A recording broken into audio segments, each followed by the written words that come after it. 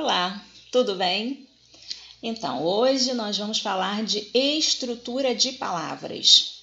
O que são estruturas de palavras? Todas as palavras da nossa língua, elas são estruturadas com elementos que são chamados de elementos mórficos, são as unidades significativas que a gente vai reconhecer dentro de todas as palavras. Então, vamos lá.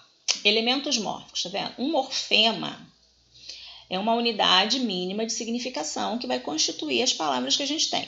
A gente vai dividir em dois tipos de morfemas. Aqueles que são os morfemas gramaticais, que são os de significação interna. A gente vai falar que são as desinências, que são as vogais temáticas. A gente vai estudar um por um. São os elementos que vão flexionar as nossas palavras. E os morfemas de significação externa, que são os morfemas lexicais, que é aqueles que estão relacionados ao significado. Tá vendo? Eles traduzem as ações, os estados, os seres e a base significativa. São os radicais. Tá? Então, vamos agora ver cada um. Começamos pelo radical, que é o elemento principal, é o de maior peso. Por quê? Porque é nele que a gente vai encontrar a base de significação das nossas palavras como um todo. Então, se não tiver radical, se você não reconhecer um radical numa palavra, tem alguma coisa errada, não é uma palavra. A gente precisa ter uma significação ali. E aí, quando a gente vai pensar, eu vou achar o radical como? Então, eu penso num grupo de palavras que tem a mesma base de significação, e aí eu vejo o pedacinho que é comum. Então, moço, moçada, mocinha, remoçar, eu percebo que esse pedacinho aqui, ó, ele está em todas. Acontece a variação do C cedilha, que é exatamente para que a gente não mude o som, né, o fonema. Então, moço, moçada, mocinha, remoçar. Esse pedacinho que é comum é o nosso radical. E aí, como é o mesmo radical, a mesma base, a gente vai dizer que todas essas palavras aqui são palavras cognatas. Tá? O que são palavras cognatas? São palavras que possuem a mesma base de significação. Aí, o que pode acontecer com algumas palavras dentro desse conjunto? Sofrer algum tipo de variação no radical, é o que a gente chama de alomorfe, é uma adequação ortográfica. Acontece, por exemplo, com o verbo fazer. No verbo fazer, o radical é faz. Quando eu conjugo o verbo, eu percebo que ele sofre algumas alterações. Então, por exemplo, no presente vai ficar eu faço. No futuro vai ficar eu farei. Então, aconteceu uma variação. Vejam que não mudou o radical porque o significado não mudou, não é outra palavra. Tá? É a mesma base significativa com uma alomorfe no radical. Tá bom? Seguindo, a gente vai agora, depois que a gente acha o radical, o que vem em seguida é a vogal temática. Então, a vogal temática, ela vem para que a gente possa diferenciar, para que a gente possa reconhecer a palavra. Se eu penso só no radical, na maioria das palavras, eu não entendo aquele mos. Se eu pensar só em mos, não faz sentido. Então, eu vou precisar da vogal temática, em muitos casos, para reconhecer aquilo ali como uma palavra. Então, eu vou separar nomes e verbos, porque a gente tem vogal temática diferente para eles. Nos nomes, eu vou reconhecer o A, o O e o E. Na palavra casa, na palavra terra, ó, casa, radical cas. Esse azinho aqui vem compor o tema. Quando eu junto vogal temática mais radical, tudo aqui, ó, a minha palavra toda, a gente chama de tema. Tá? E assim eu vou fazer com vento, tempo, alegre, parede. Vendo? Tirei o radical, esse azinho, esse O, esse A, vogais temáticas. Nos verbos, a gente não vai ter essa ideia do tema. A gente até tem o tema, só que aqui a função é para que a gente possa reconhecer as conjugações verbais. Quando o verbo pertence à primeira conjugação, à segunda conjugação e à terceira, que é pela vogal temática. Então, aqui, cantar e comprar. Eu tenho a vogal temática A, primeira conjugação. Vender, comer, vogal temática E, segunda conjugação.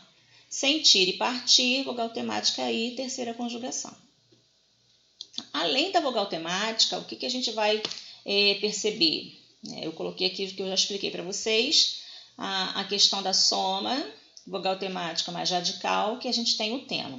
Agora, o que é importante? Que observação é muito importante que vocês tenham em mente? A gente já viu acentuação gráfica. Aí a gente viu que todas as palavras oxítonas e as palavras que são monossílabas tônicas, terminadas em A, E, O, têm acento. esse acento vai mudar a ideia da vogal temática, tá? Então, se eu tenho se eu tenho palavras que são oxítonas e palavras que são monossílabas tônicas, é só vocês lembrarem que elas têm acento. Então, as palavras que têm acento na última sílaba não tem vogal temática, a gente só vai ter o radical. Por exemplo, na palavra café, embora eu tenha o ezinho no final, esse e não é vogal temática, tá? Como tem o acento no último, ó, na palavra oxítona, tudo aqui é radical. A nó, cajá, a mesma coisa, tá? Então, eu só tenho vogal temática se eu pensar que a palavra não é acentuada no final. Eu acho que a questão do acento ajuda muito na hora dessa identificação. Bom, o que vem depois? Já botei ela, já identifiquei a ideia do radical, já identifiquei a vogal temática, já tenho uma palavra, reconheço aquilo ali como uma palavra. O que eu posso acrescentar? Que tipo de morfema eu posso acrescentar? São as desinências. O que as desinências vão fazer? Vão flexionar as palavras, nos verbos vão conjugar os verbos e nos nomes vão nos dar a ideia de singular e plural, ou melhor, só do plural, porque o singular a gente já vai estar lá, e a ideia de feminino. Vamos ver como é que isso acontece em cada um. Desinências dos verbos. Nas desinências dos verbos, quando a gente conjuga o verbo, a gente vai conjugar eu, tu, ele, nós, vós e eles. Então, para cada pessoa dessa, eu tenho uma identificação específica para saber que está na primeira pessoa, que está na segunda, que está na terceira. E aí a gente vai identificar a desinência número pessoal. O que é desinência número pessoal? É o pedacinho no verbo, é o morfema no verbo que vai dizer para a gente qual é a pessoa e qual é o número. Por exemplo, quando eu digo cantávamos, cantávamos. Se eu perguntar para vocês cantávamos, quem cantávamos? Vocês vão dizer nós. Como é que vocês sabem que cantávamos, nós cantávamos? Porque esse mois aqui faz essa identificação. Falávamos, escrevíamos, lemos, partimos, partiremos. Não importa o tempo, não importa o modo. Eu vou identificar esse mois como nós. Então, esse mois é uma desinência número pessoal. Tá? Botei aqui, ó. Primeira pessoa do plural identifica para a gente o nós. A desinência modo temporal vai dizer para a gente o modo, se é indicativo, se é imperativo, se é subjuntivo. E vai dizer qual é o tempo, se é presente. Quer dizer, o presente não tem desinência modo temporal. Vai dizer qual é o pretérito e vai dizer qual é o futuro. Tá bom? Então, aqui, cantava. Eu cantava, eu falava,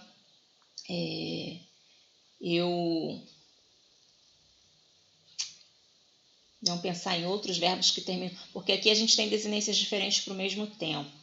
Toda desinência, toda vez que a gente for conjugar um verbo de primeira conjugação, terminado em ar, no pretérito imperfeito do indicativo, eu vou usar esse vá.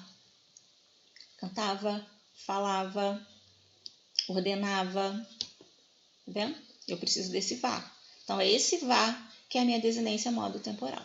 A gente, quando for estudar verbo especificamente, aí a gente vai ver dentro das conjugações isso aqui com mais profundidade, tá? Por enquanto, vocês têm que entender que a desinência verbal, ela vai flexionar o verbo em tempo e modo, em número e pessoa, tá bom?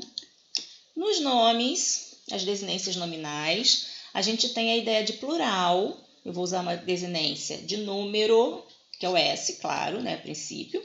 Menino, meninos. Então, eu vou ter esse S que vai dizer para mim que está no plural. Esse S é uma desinência de número.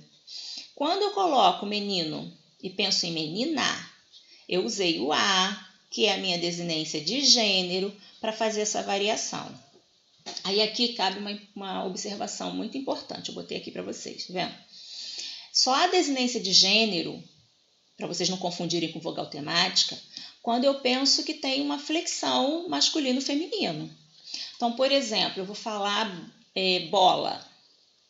Bola, eu tenho bolo, mas não significa que um é feminino do outro, são palavras distintas. Então, em bolo e em bola, eu tenho vogal temática. Agora, gato e gata. Aí sim, ó, gato é o masculino e gata é o feminino. Então, em gata, eu tenho desinência de gênero. Outra observação é a gente pensar que alguns gramáticos fazem uma separação aqui com relação à desinência de gênero no O. Quando a gente procura no dicionário uma palavra, a gente acha essa palavra, né, quando ela tem assim a variação, sempre no masculino. Então, por exemplo, eu não vou achar no dicionário a palavra menina, eu vou achar a palavra menino. Então, a gente parte do princípio de que as palavras elas são masculinas e a gente tem o feminino delas, tá? Então, o que vai acontecer? Se eu tenho as palavras no masculino, o que eu tenho é vogal temática. Esse O do menino é vogal temática. Quando eu passo para o feminino, é que eu tenho a desinência de gênero. Alguns autores até consideram os dois como desinência de gênero, o que eu acharia mais lógico, tá? Só que a gente vai obedecer aquilo que é tradicional, que a gramática tradicional manda pra gente fazer. Então, a gente vai dizer que menino é vogal temática e menina que é desinência de gênero, tá bom? Estudem, façam os exercícios, confiram, né? Tenham esse cuidado, não adianta nada ficar assistindo vídeo aula se vocês não exercitarem. Então, façam as questões, na plataforma vocês têm o tira a dúvida das questões, mas qualquer coisa que fique ainda, não consegui entender nem com essa explicação, é só falar que a gente vai tirando as dúvidas de vocês, tá bom? No mais, fiquem com Deus e até a próxima.